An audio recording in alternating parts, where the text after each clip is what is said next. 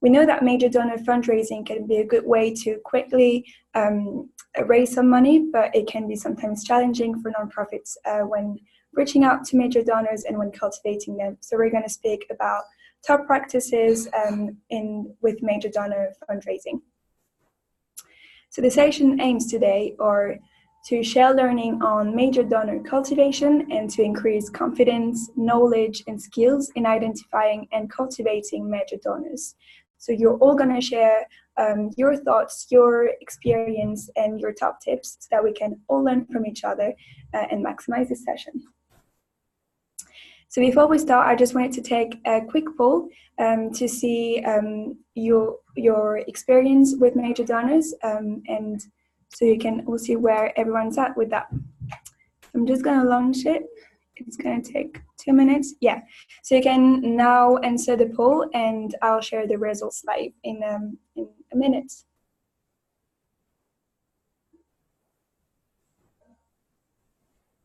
Thank you. Okay, I'll just keep it on for 10 more seconds or so.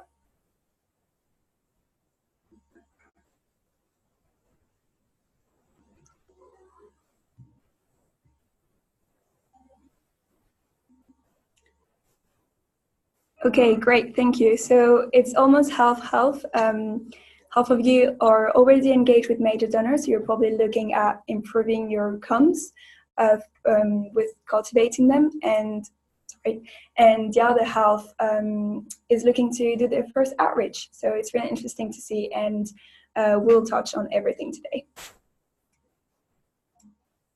So a quick definition about major donor giving. It's about finding and building relationships with people who will give large donations at a level that challenges them. Now I'll pass on to my amazing colleague, Kelly, who's in charge of our campaigns and who helps you with the fundraising training for our nonprofit partners. Kelly, I'll unmute you here. Wait. Can I do it? Can you hear me?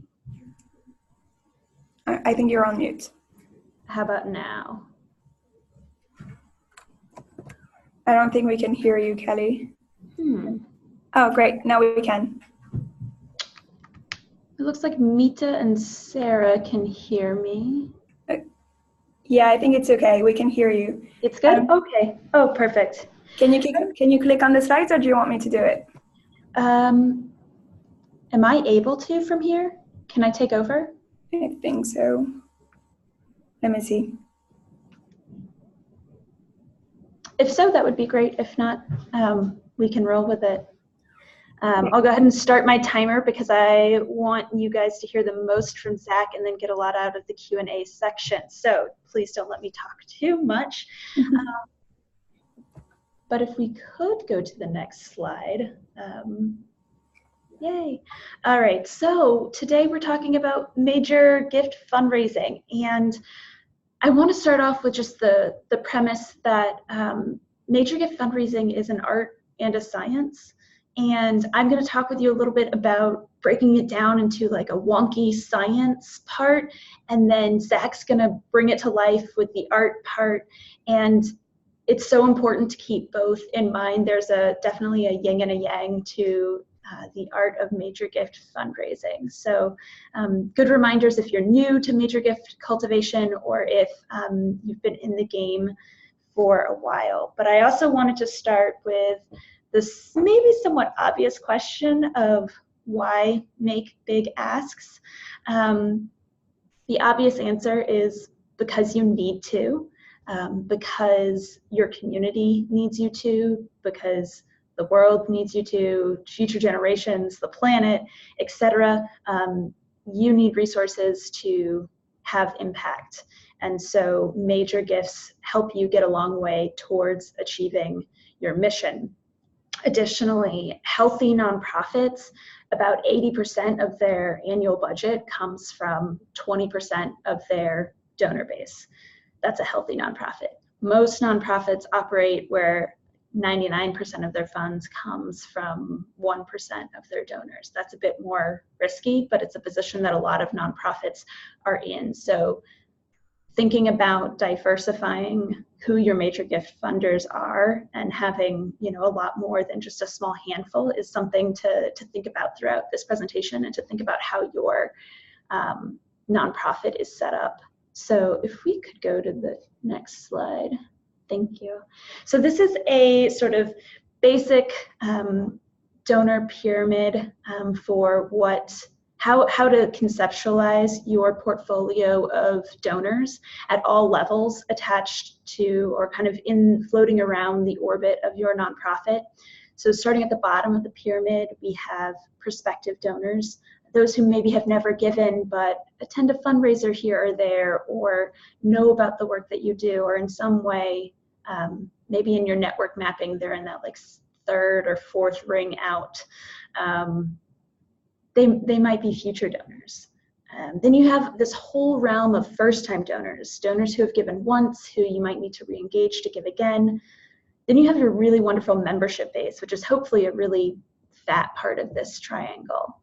Your membership base are the really wonderful people who give maybe once a year consistently, or even perhaps monthly to your organization. These are your really loyal donors who perhaps don't have a lot to give, but who really believe in the work that you do.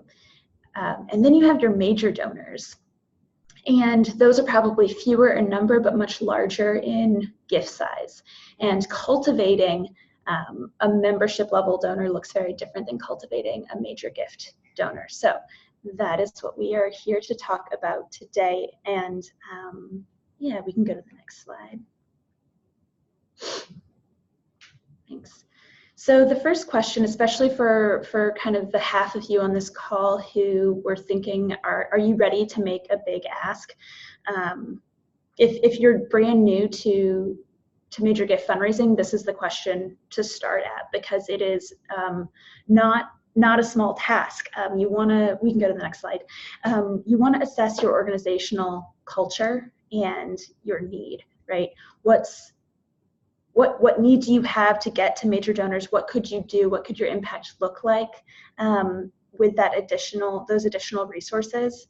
And really importantly, taking a realistic and honest look at, do you have the time and capacity, the staff capacity to support a major gift program? Cultivating major donors takes a lot more effort than those smaller dollar donors, and you want to do it well to get the results that you are hoping for. So it does take a lot of time and energy. You also want to assess your current support base. So thinking about that previous slide, what does your organization's donor pyramid look like?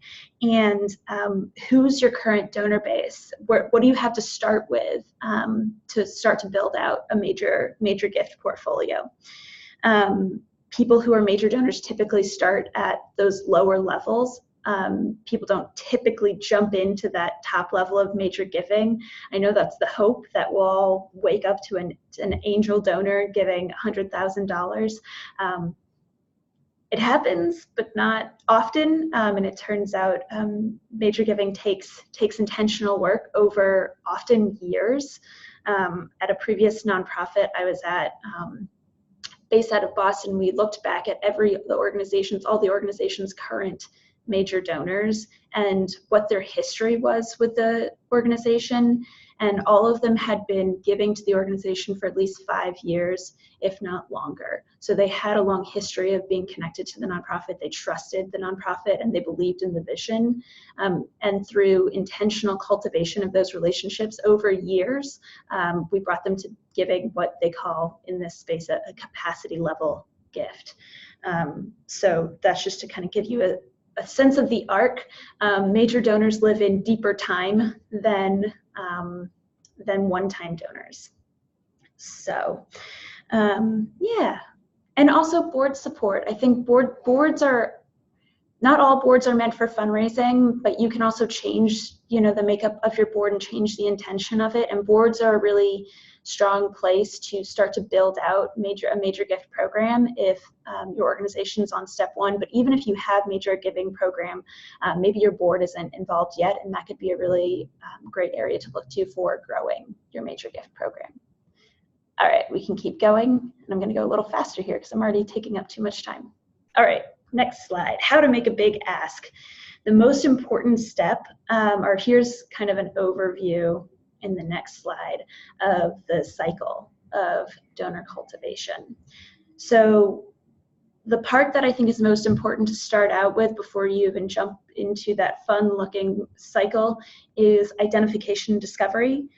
That's where you find your potential major donors, and once you find them, then you can enter them into this kind of cycle where you have cultivation, where you're making a plan of how to engage them, deepen that relationship with them, get them more bought into your mission.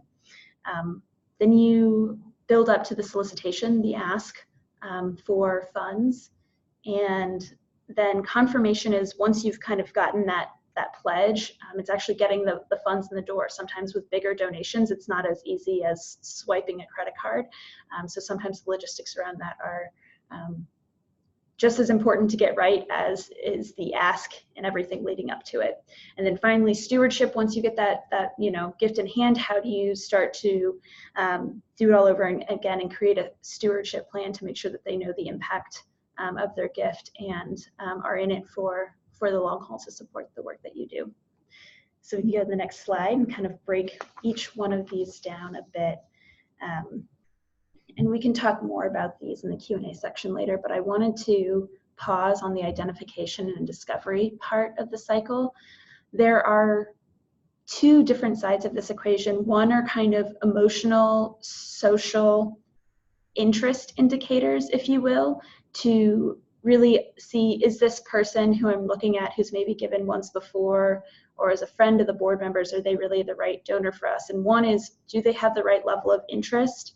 And another is wealth indicators. Do they have the funds to give a major gift? And if the answer is no to either of those questions, then it's good to move on and try someone else. So so for philanthropic indicators, the most specific, the easiest and most important indicator is, have they given to your nonprofit before? If they've given to your nonprofit before, they believe in your work in some capacity, and there's a conversation to continue. You can also start to look through Google or through expensive paid subscriptions. There's a lot of options at donations to similar nonprofits, involvement in different kind of community-based organizations, or just personal information of doing a deep dive on the interwebs to see what they're involved in, what kind of letters to the editors they write, what do they post on social media, right? Who is this person? How are they whole? And how might they be approaching the work that you're doing? And how would you start a conversation with them? On the wealth indicator side, there's a lot of stuff you can dig in here, and the more wealthy the individual, the more complicated this wealth research is. If you're dealing with donors giving in the $1,000 to $10,000 range, this research could probably pretty much be done all on Google. If you're getting above that, then looking into paid subscription services is good. And if any of you work with subscription services to do prospect research, which is what this is called, go ahead and list that in the chat section, and to see just what you use. Maybe you use Google, maybe use Wealth Engine or Research Analytics, kind of things like that. There's a whole lot of things out there. Not necessary. And you don't want perfect to be the enemy of the good. I've seen a lot of fundraisers stress about getting a perfect donor profile before having a conversation. And sometimes the best thing to do and the best way to understand their motivations is to just go have that conversation. So this is helpful in not wasting your time on talking to everyone in your potential donor base to give you some guidance, but don't let it hold you back from going and having those conversations. Sometimes the best way to qualify a donor's capacity is by sitting down and having, a 30-minute or an hour-long conversation. Great. Some people are going to Forbes. Yeah, there's a lot of things. And looking even on LinkedIn to understand what the person's professional position is, and getting a sense of things like what kind of capacity they might have because of that role that they have are all good. And we can go to the next slide. I think the identification part is probably just the biggest and the one to keep at. So these will be pretty simple. For cultivation, you want to make a plan with your team. keep it specific and keep it actionable. So you want to set who on your team is going to do what action with them and when and for what reason. So we talked about, you know, the problem of poverty in this community. I'm going to follow up with them on this news article that came out recently, and then I'm going to follow up with them like 3 months from now when they said it might be like a better time when they're making their year-end gifts, you know, things like that. How are you going to keep in touch with them thoughtfully, regularly? That's a big part of cultivation, and it's unique to every donor, which is why I don't have a million bullet points here. We can go to the next slide. And solicitation. This is the ask. This is the scary part for a lot of people, and feel free in the comments to talk about how scary that is for you. But it's something we all need to be comfortable in this space of making the ask. And a lot of times with major donors, it's scary because it's in person, or it's scary because it's a high amount. But you have to believe in what you're doing, know that it's for your organization, for the change you're making in the world, and practice your ask.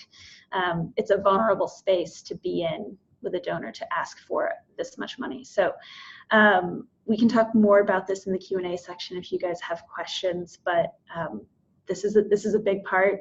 It's a scary part, and it's the necessary part. Don't leave a meeting with a major donor without making not just an ask, but for a specific amount and for a specific goal in mind. They want to help you see that goal through, and so you need to inspire them with that. So we can go to the next one. So confirmation, this part might seem the easiest, but how to get cash in hand. So the best case scenario is that like you leave the meeting with it in hand, but that doesn't always happen with major donors.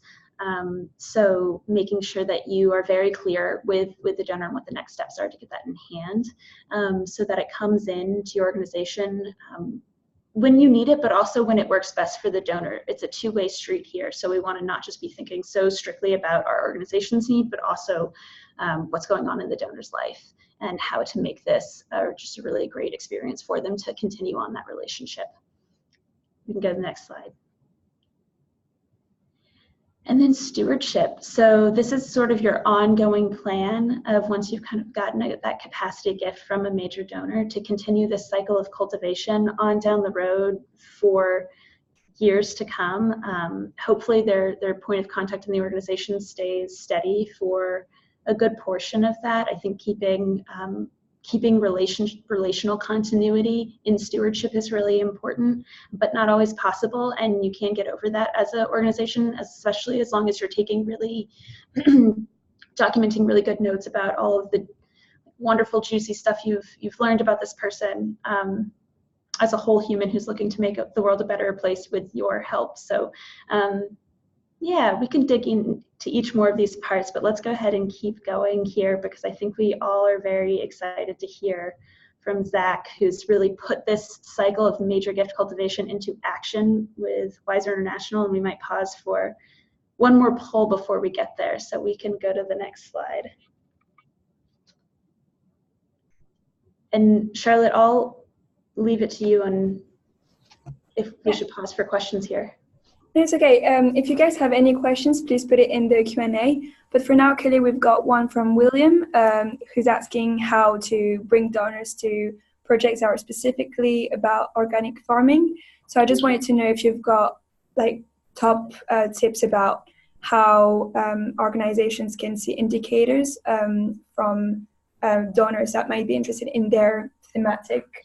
Yeah, what a great example to lean into. So for organic farming, I would, you know, if the donor's particularly wealthy and they have for example, a family foundation, you can look at, and they're in the US, sorry, a lot of my examples are US specific, but I can break out of that too. But if they are in the US, and they have a foundation, their organization will release a report called a 990 every year, and you can see what organizations they've given to and what amounts throughout the years to see trends, and if they've given to other agriculture or environmental or green groups, that's a really strong indicator.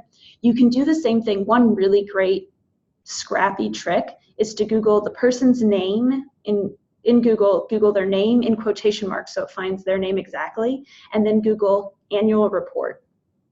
Annual report will search for any nonprofit's published annual report, and a lot of nonprofits like to brag about their major donors to give them credit.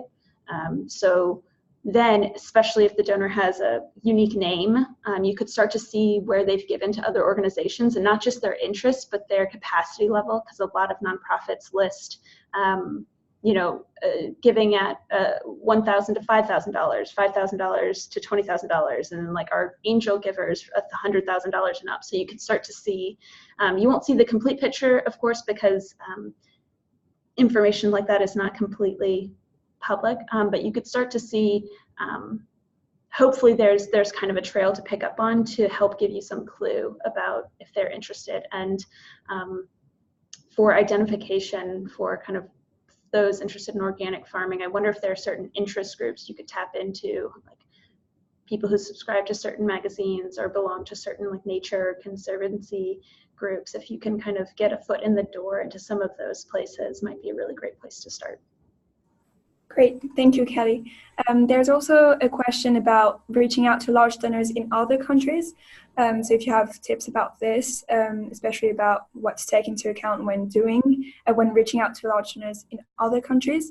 And I also would like to encourage everyone on the call to give their tips in the chat about this, because we've got people from all around the world here, so it would be great to hear about you. Yeah. Giving from around the world, I think the two things to note are if you're talking with US donors or UK donors is that GlobalGiving offers tax benefits to donors in those areas. Donors giving larger amounts are going to care even more about that kind of thing. You might be particularly conscious of their method of giving and how to make that easy for them. You don't want the mechanics of giving the gift to become such a homework task. So the easier you can make the giving part of it, the easier it is for them to say yes and just be feeling the heart part of the work, and not the kind of chore, manual, kind of financial aspect of it. And so our hope is that GlobalGiving is a really great platform to make that process really seamless and easy with the donors, so that it's a great experience overall.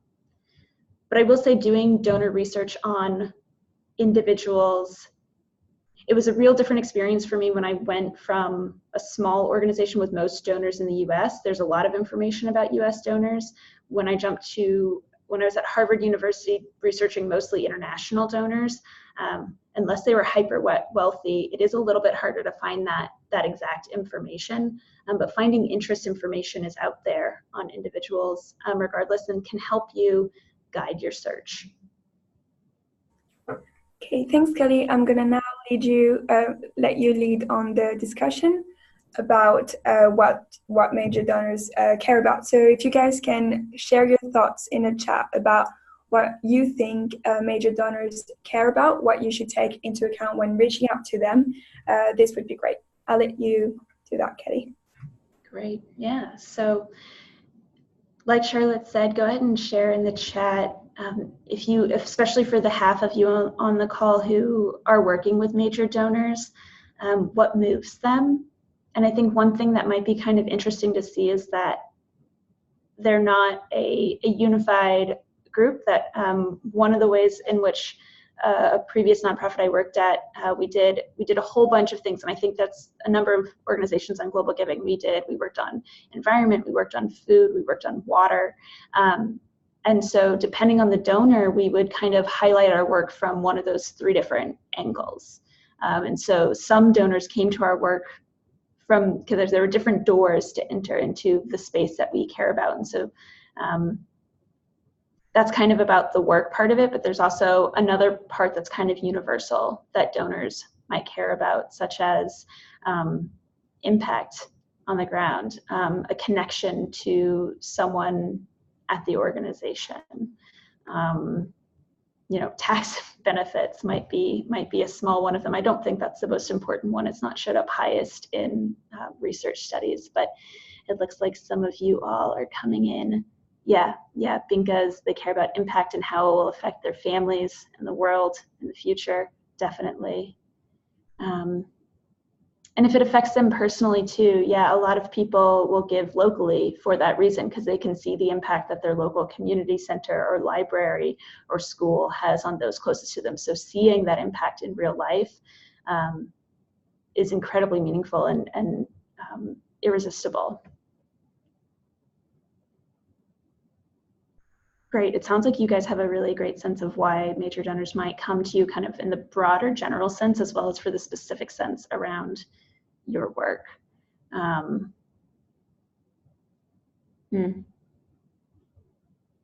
Beautiful. They care about scale and growth. Yep.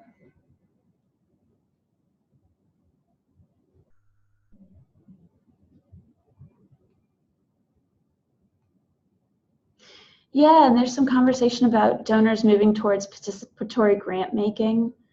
We definitely are seeing that even in just the past year, and have been doing some great experiments in Mexico around disaster grant making in that fashion. But another thing that we've also been hearing is that, and leaning into ourselves, is ensuring that local community voices are raised up in decision-making processes, and valuing the wisdom of individuals on the ground. I definitely think that that's a strong trend that maybe donors in general are turning towards, which is a really positive one for us to be keeping an eye on. And Zach, who will be up to talk in just a few seconds, says that trust is first and foremost. And that's so much a part of that cultivation, the cultivation part of the major donor cycle. And building that trust is key in that first part. You don't want to ask for a major gift before you've established that, or else you risk kind of spoiling the relationship. So you want to do all of this thoughtfully and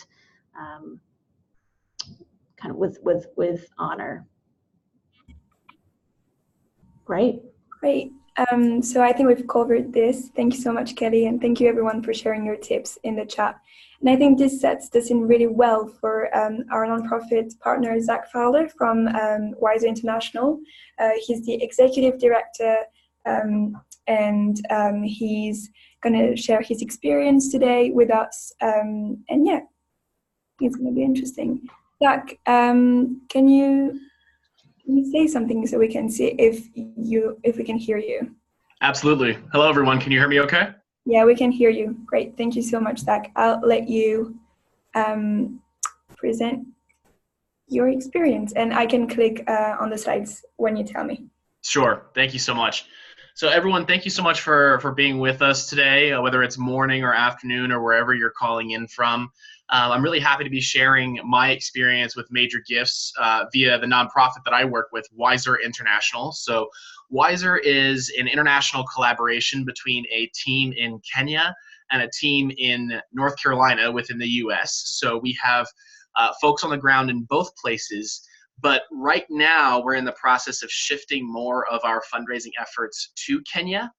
And at the moment, all of our fundraising happens in the US with a team of only 2 full-time staff. So we are a very small team that is growing quickly, but a lot of these approaches are going to be specific to having a small team that has varying degrees of experience with major gifts. So if you are someone who is thinking about getting into major gift solicitation, if you're thinking about making an ask but haven't done it yet, or if you think, oh, my team is maybe too small to get in front of major donors, this is probably going to be an experience that's relevant to you.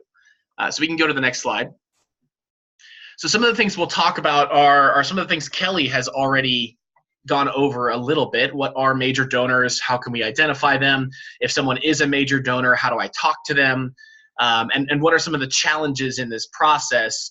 And then we'll get into a little bit about the GlobalGiving bonus day that's coming up next month. And we'll talk specifically about how Weiser has used that bonus day in the past. I will tell you how we're planning on using it next month. And you can mirror some of our approaches if you think it's relevant to your organization. But before I even get started, one thing I want to emphasize is that these best practices I'm going to share with you are lessons that Weiser has learned over the years. They're things that work for us in the US and in Kenya, but that does not mean they'll work specifically for everyone. Everyone should have their own specific approach that matches your organization's readiness and your team. And we'll get into that a little bit. So if we'll go to the next slide, please. We'll talk a little bit about identifying. So this is what Kelly was just emphasizing being particularly important. How do you find major donors? How do you work with them and begin to have initial conversations? How do you get in the door, basically? And I want to start by saying what major donors mean to you. So major donors are what we define them to be. One way to think about major donors is that a major donor is someone who's giving a gift that means something to them. So it's not a throwaway gift. If someone makes $1 million a year and they give you $20, that's probably not very meaningful for them. This is a gift that requires a donor to stretch a little bit, to really think about what they're giving. Sometimes we have to think about what major giving means in terms of levels. So if you are a nonprofit whose budget is $100,000 a year, then a $1,000 gift would be huge. That's 1% of your entire budget in one shot. So it really depends organization to organization. For us, for Weiser, we consider major to be anything over $500. And we consider anything over $1,000 to be worth membership in a donor club, which I'll come back to later. So that's about where we're working. Anything between $500 and $5,000 is our common major donor range. I'm seeing a couple of folks here say $1,000 is about right for them. That's pretty common, I think, for a lot of organizations, depending on how large you are. So one of the best ways to identify where these donors can come from, can you find these people, is to look at your network and then ask them about their networks. So first and foremost, who do you know? And then who do they know? And this serves two purposes. One, it's going to grow who you're connected to. And two, it's going to actually help you steward your current network. If you go out to your donors who are making meaningful gifts now, and instead of asking them about their gift, instead of asking them about their giving and their relationship to your organization, ask them what other things they're interested in. Who do they know? Who should you be talking to that's in their personal network? And go from there. Ask them if they're willing to make an introduction. Follow that introduction as far as it will go. And then once you get these introductions, do your homework. So find out, as Kelly was saying earlier, find out where these people work, find out who they've connected to, find out what kind of projects they're interested in, where they volunteer, look at their Facebook pages, look at their LinkedIn pages, look at their public profiles when you Google them. Any information you can find, start there, and then make some inferences. So for example, if someone is, let's say, a professor at a very esteemed university, and it's a public university, you could find their salary, theoretically. If you wanted to find out that someone was volunteering in a certain network of folks, let's say they're on a board, you could find that board's give or get policy, which is how much they require their board members to give every year, so you know what they're capable of. So do a little bit of homework in the people that you'd be introduced to. And the last piece here is to be direct. So if you see someone and you think, that person's probably out of our range, or if you see someone and think, I don't know. I don't know if they would want to be connected to me. I'm not sure that's worth my time. More often than not, that's you telling yourself no. Don't tell yourself no. Let someone else tell you no. Go to someone and ask them if they're interested in talking to you.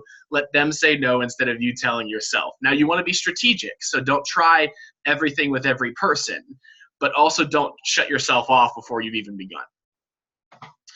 We can go to the next slide. Once you've been introduced to someone, one of the things to think about is exactly what you can get from that person. And it doesn't have to be a gift right away. So for us, for Weiser, we very rarely reach out to someone with the expectation that that first interaction is going to be about money. It's almost never about money. Now, I might be meeting with someone thinking, okay, I know this person works for a very large organization. I know they're worth a lot of money. I've done my homework. I've researched them. I've been introduced, and I think this person's going to be a major donor. that first connection is almost never about their giving. It's almost never about their wealth. It's about something else they can help me with. So ask for their insight. Say, hi, I heard you're on the board of an education organization. We also work in education, and we're dealing with this certain issue. Do you have advice? And if you don't have advice, do you have someone else who maybe could help me? Start connections that way, where you're not talking about money right off the bat, and instead asking for input. Because one of the best ways you can get someone to like you is to ask them to talk about themselves. One of the best ways to get someone to like you is to ask them for a favor and then to follow through on the favor. So that looks like going to someone and saying, do you know someone I should be talking to? They say, yes, go talk to my friend Anna. And then you call Anna and call that first person back and say, hey, I did what you told me to do. Thank you so much for recommending that. Following through in that way shows an investment in the person. It shows you value their time, you value their connections, and then all of these things start to come together. Suddenly, their wisdom, their insight, their advice, their network, their connections, all of that starts to lead toward what resources that person has, and you eventually get to talking about a gift. So one of the things that Weiser does consistently every year is we will sit down with people with no intention to talk about money and think long term. So I want to get to a talk about money with this person within a year, within 2 years, within 3 years, and we set that goal and follow along that path. Once you've secured someone, and once they've actually made a major gift, one of the best things you can do to steward them is to include them in some kind of a special experience. So that's give them access to information about your organization that no one else has. When you take new photos and videos, make these major donor prospects the first people that see them, and tell them that. They love exclusivity. Tell them you're the only person that's seen this new photo I just took. Tell them I'm out and about today and no one else has seen it. Please, I shared this specifically for you just for fun, and continue to do that so that they feel special. We can go to the next slide. I don't want to take too much time going over what Kelly has already done, so I'll focus more specifically on this slide here about the bonus day coming up next month. So if in the chat box, maybe we could see some of the folks that are planning on participating, who's going to be a part of the July bonus day next month. It's on the 18th. It's a great matching opportunity, like all GlobalGiving matching opportunities are. I'll tell you first and foremost how Weiser uses this day, and then we'll go into more tips and tricks. So Weiser uses the July bonus day as an opportunity to connect with very specific major donors. So we go to, it's very internal. We don't publicize it widely. We don't share it on Facebook. We don't push it out through our social media. Instead, what we do is go to individual major donors, people that give for us between $500 and $5,000, and we tell them about this big opportunity and make it feel very special for them. So tell them, we're not going to tell anyone else about the bonus day but you. This is just for you because we think this fits you very well, and we want you to know about this. And one of the things we do is we emphasize that this is about respect for their money. So this is about saying the bonus day offers a match. The match made me think of you because I know you are someone who really wants to make the most of your donation. And so because we want to make your money go as far as it possibly can, I'm letting you know about this special opportunity so that we can make your gift count. And emphasizing so strongly on I'm doing this for you as a donor gets them to buy in and commit to giving on the day itself. And then you'll get the match on the back end, and all of a sudden you've had a boost on an already large gift. So for us, the July bonus day is very small, very targeted. We set a goal of about $10,000. And the $10,000 is broken up for us between 10 and 15 major donors who we asked for between $500 and $1,000 a piece. What we do is we go out to these people about a month in advance and say, hey, here's the special day. Do everything I just said. Here's the special day. We think it fits you well. We think it'll make your gift really count. And ask them if they're willing to commit to giving on the morning of that bonus day. If they say yes, then we follow up with a 1-week reminder. we send them another reminder the day before, and we send them a reminder the morning of. So they are constantly reminded, hey, just letting you know, it's coming, it's coming, it's coming. And the reason that we continue to remind them is not to we don't want to bother them, right? We don't want to harass these folks that are giving us money. What we're doing is going back to that messaging around making their gift count. So we want to make sure we get this right so that your gift is as big as possible. We want to make sure this works. So we're going to keep reminding you to make your money important. But your strategy overall has to fit what you're doing, right? If you don't have a list of major donors already, then you might want to change how you're using the bonus day opportunity. I'll go through some general tips and tricks here that we've learned from Weiser participating in bonus days. But if anyone else has other tips and tricks, we'd love to hear those in the discussion after. So the first one here really quickly, time is a factor. So choose your donors wisely because the giving on the day is based on the matching funds. You want someone who's going to reliably give on the bonus day. I know that sounds obvious, but major donors are often folks who are involved in a lot of different causes. They're often people who can be distracted at times. It depends on who you're working with. And so you want someone that has proven reliably that they will give when asked to. So sort your list, take your list of possible donor prospects and sort them into people who easily respond to your emails, people who sometimes respond to your emails, and people who almost never respond to your emails. And then think critically about which ones you want to ask to participate because you want someone who's responsive. We've had many times where we've had a donor who is an incredibly generous person, someone who gives really, really well, someone who loves our organization, and they say, yes, I want to participate in the July bonus day on July 18th. I really want to be a part of this. And then sure enough, no gift comes through on July 18th, and at 8 a.m. on July 19th, we get their money. And it happens almost every year. It happens automatically.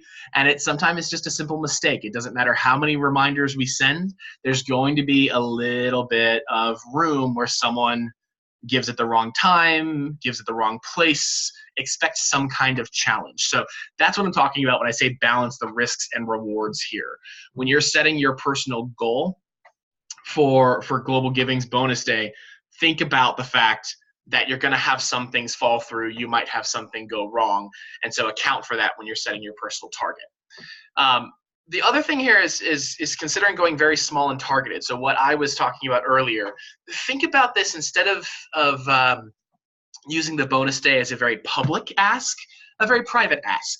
I'm only going to ask a few people, and they're going to be my real champions of this bonus day. And tell them that. Tell them we're not telling everyone about this. This is your special project that I'm letting you know about, and no one else is going to hear but you. That's worked very well for us. It makes donors feel very valued. It makes donors feel very special, and it often increases the chance that they're going to give. Now, that doesn't mean that you should do this with every Global Giving campaign. So for us, the Girl Fund in March is always very public for us. Giving Tuesday is always very public. The year-end campaign is always very public. The bonus day in July is the only one that we keep quiet and small and targeted, but it's worked very well, and so we'll continue to do that. And the last two go together. Emphasizing urgency. Remind them that this is something that's a pop-up opportunity. You've known about the bonus day. We've known about the bonus day because Global Giving has done a good job of posting about the blog, posting about the opportunity, sharing information on Facebook. So we know the bonus day is coming, but your donors probably don't. So act as if this is an urgent one-time opportunity. I heard about this bonus day and I want you to know about it. It's happening one time. And if you're going to give, now is when to give. Emphasize that kind of that urgency that comes with the fact that this is a one-day opportunity where their gift is really going to matter. And then ending, of course, on showing respect for their money. This is what I was talking about earlier when saying this one-time opportunity, this special thing you're only letting them know about, is all about making their gift go farther. That's the biggest message you can come back to. This is about making your gift do more, because it's important that donors feel like you're using their money well, and telling them you want to time it so that you can use their money as well as possible is often powerful. So we can go to the next slide here.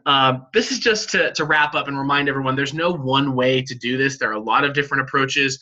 People will be working at different levels. They'll be working at the $10,000 level, the $100,000 level. This is just a little bit about what we've learned and done through Weiser. But I love talking about other approaches as well. I'd like to hear what other people are doing. And I will pass this back to Charlotte to open it up for questions in whatever way you'd like going forward. But I'm happy to answer anything as we wrap up the webinar, and also happy to be contacted by email if other folks want more information. Yeah, it would be great to, thank you, Zach. It would be great to hear your questions. You can put it in the Q&A or in the chat. But we've already got a question about connecting with completely new major donors. So what's the best approach? Would it be cold calls, emails? What do you think, Zach? So I think with donors, you always want to ask them what they want. So say, I'd like to have a conversation with you. Would you like to have coffee with me? Would you like to have a conversation over the phone? And ask them to give input. The best thing to do, honestly, is to ask a friend of theirs for advice. So if you were introduced to that person, say, what kind of person is this prospect? Are they someone who likes to be in person? Are they someone who doesn't have a lot of time and so they prefer emails?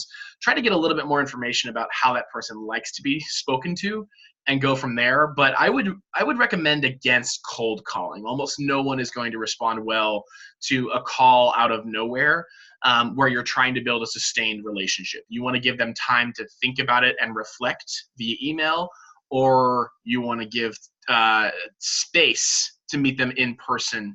Let them know that you value their time enough to find a moment to talk to them one-on-one.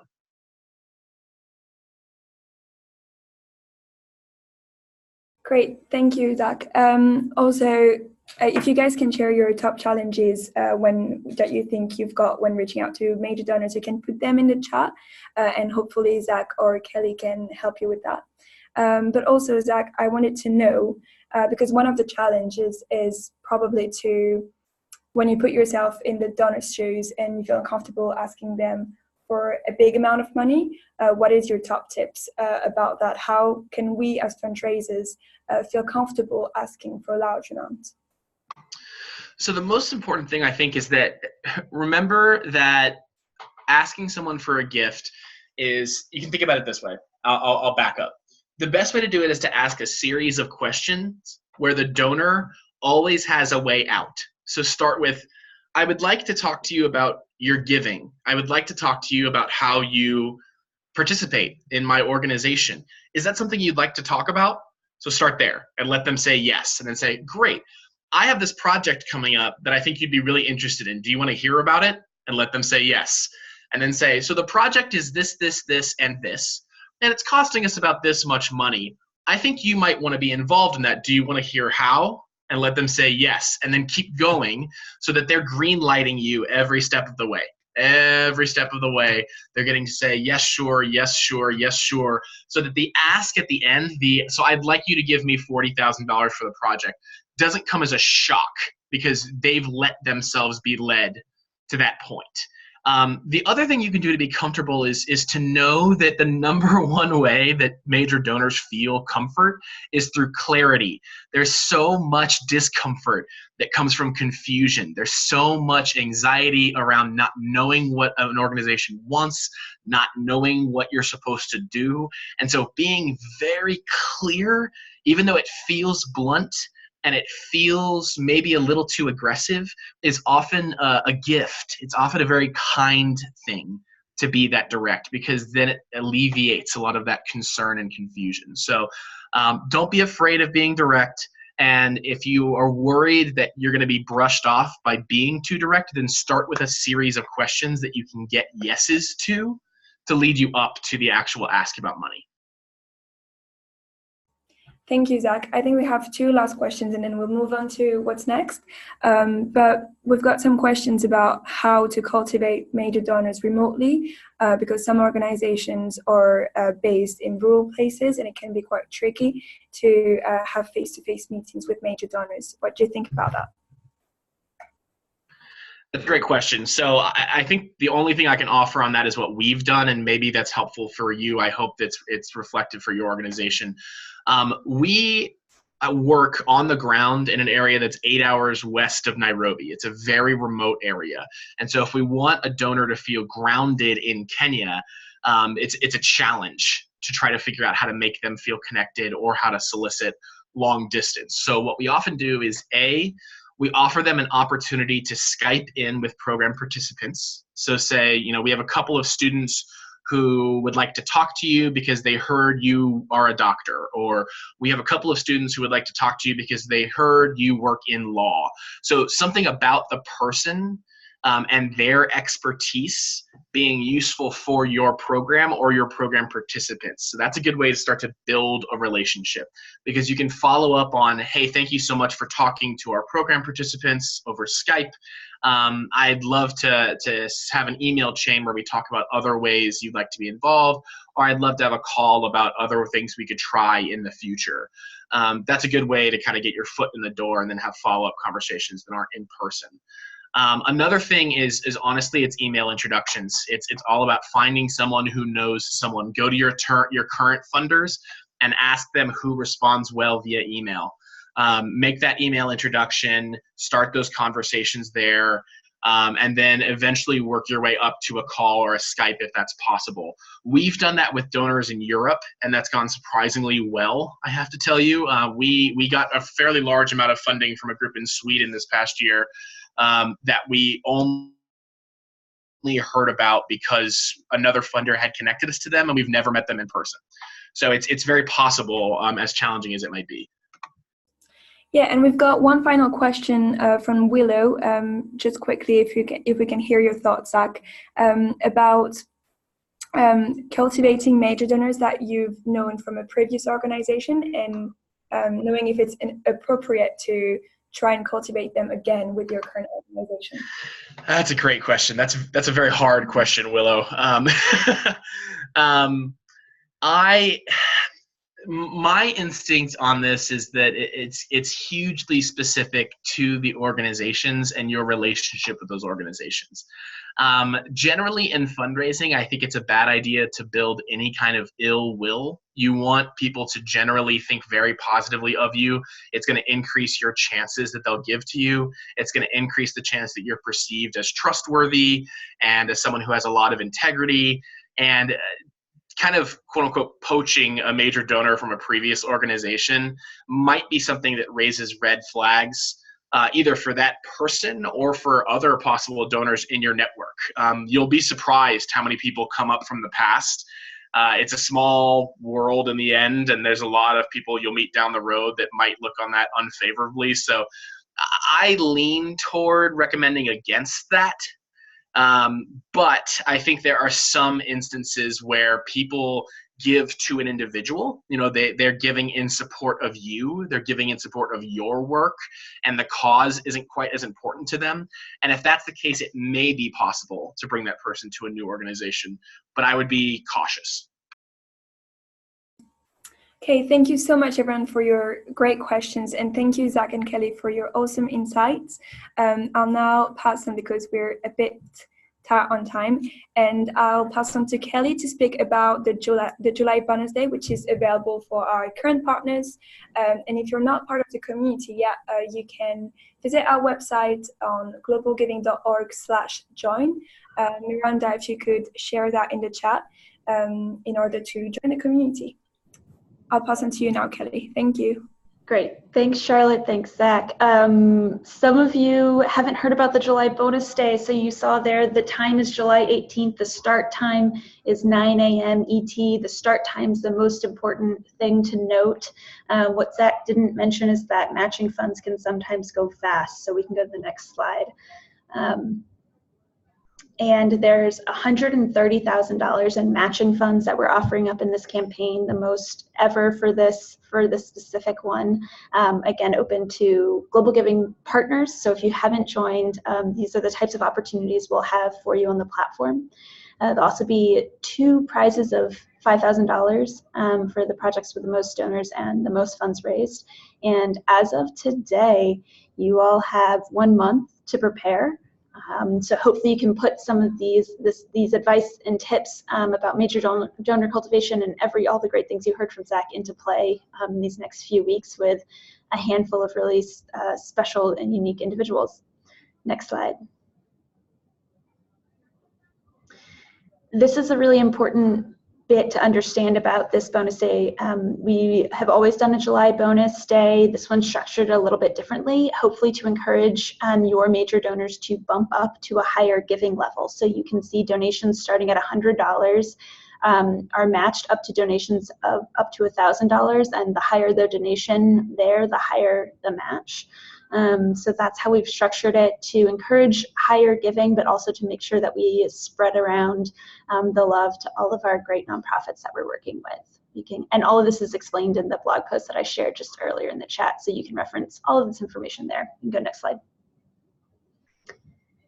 And again, we have fairness mechanisms put into every campaign. So every organization will be capped at $5,000 in matching funds.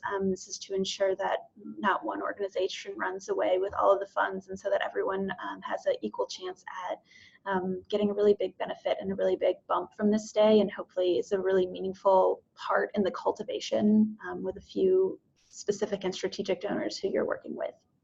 Next slide. These are the bonus prizes I talked about. We can keep going. And yeah, new projects are due on Friday, July 12th. We'll include all projects already active on the site for all partners. And then if you have an idea of something new to post, then just by Friday, July 12th. And that's what we're all working towards. And if you have any questions, you can talk to us at projecthelp@globalgiving.org. And I'll pass it back to you, Charlotte. Thank you, Kelly. And everyone, good luck with your July bonus day. I hope it's a good way for you to put in practice what you've learned today and to engage your major donors. So hopefully these are some key things that you could take away from today's session. So you should consider time and resources when deciding to reach out for the first time to major donors. Make sure your organization is ready. You should also think about relationship building. As Zach said, it's really good to include your major donors in your activities to make them feel valuable, not only with their gift, but also with their insight, their advice, and their network. It's really important that they feel like they're part of a journey so that the relationship is valuable for both of you. And also think about using digital tools to engage major donors in your campaigns. I think we're going to skip on this action